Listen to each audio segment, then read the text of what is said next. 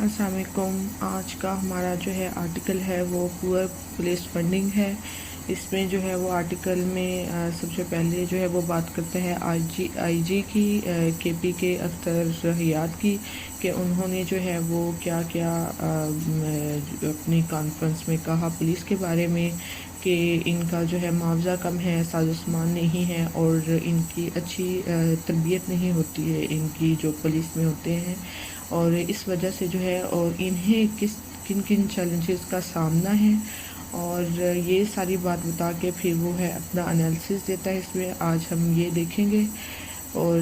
پھر جو ہے ہم سب سے پہلے بات کرتے ہیں کہ 4 اگست کو جمعے کے دن پولیس فورسز جو ہے وہ اپنے شہید ہونے والے ساتھیوں کو خراج عقیدت پیش کیا انہوں نے۔ پھر آئی جی کی کانفرنس ہوتی ہے، اس میں وہ کہتے ہیں کہ یہ جو علاقہ ہے کے پی کا یا بلوچستان کا، ان دونوں صوبوں کو سب سے زیادہ جو ہے وہ دہشت گردی کا سامنا ہے، اور انہی صوبوں میں جو ہے وہ معاوضہ بھی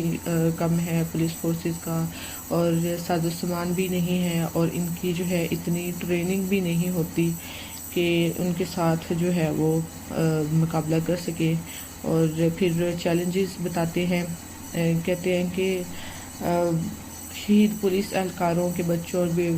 بیویوں کو مفت تعلیم اور صحت فراہم کرنے والے فلاحی پیکج کی حالیہ منظوری کو تسلیم کیا انہوں نے، لیکن ساتھ ساتھ اس بات پہ بھی انہوں نے روشنی ڈالی کہ پولیس فورس میں شامل افراد کی تنخواہیں،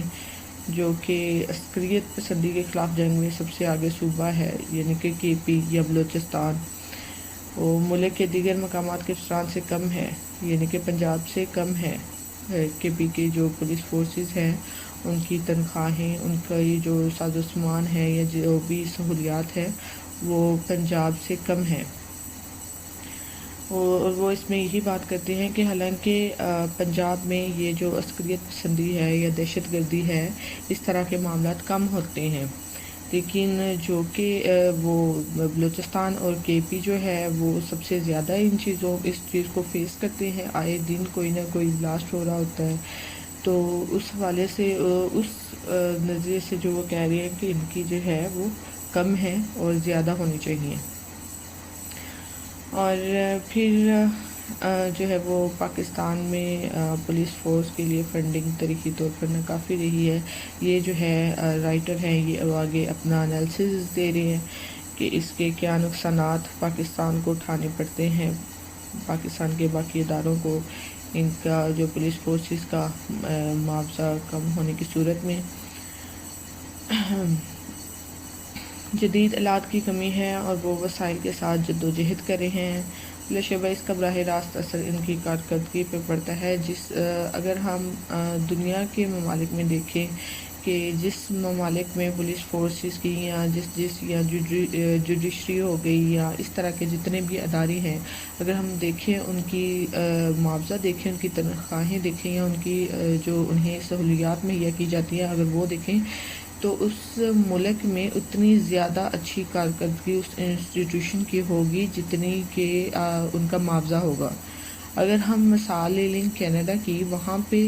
جو ہے 1,00,000 کینیڈین ڈالر جو ایوریج جو پولیس والا ہے اسے دی جاتی ہے، تو پاکستان میں تو وہ پھر لاکھوں میں چلی جاتی ہے نا۔ تو یہ اگر ہم پاکستان کی بات کریں تو یہاں پہ ایوریج جو بندہ ہے اس کی 40 یا 50 اس طرح سے ہوگی، یا شاید اس سے بھی کم ہوتی ہے جو ایوریج ہے۔ تو وہ اگر وہی بندہ اپنے گھر کو دیکھے یا اپنی ساری ذمہ داری، اگر ہماری پاکستانی سوسائٹی ایسی ہے کہ ایک کمانے والا ہوتا ہے، باقی 10 جو ہے وہ کھانے والے ہوتے ہیں، تو ایک بندے کی 40 سے 50 ہزار تنخواہ ہے، تو وہ اپنا کس طرح ایمانداری سے یا کس طرح سے وہ کام کر سکے گا، اس کے اوپر تو فیملی کا پریشر اتنا زیادہ ہوگا۔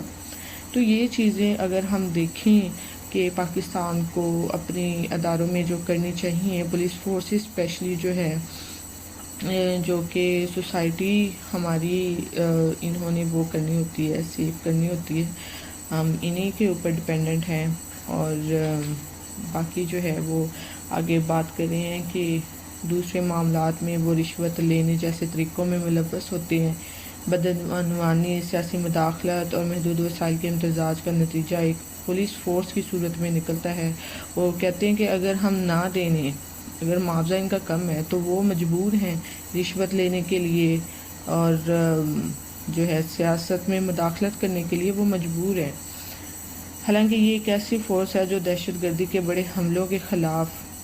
شہریوں کا دفاع کرنے کے لیے فرنٹ لائن پر رہی ہے۔ اس سال کے شروع میں پشاور کے پولیس کمپاؤنڈ میں ایک مسجد پر عسکریت پسندوں کے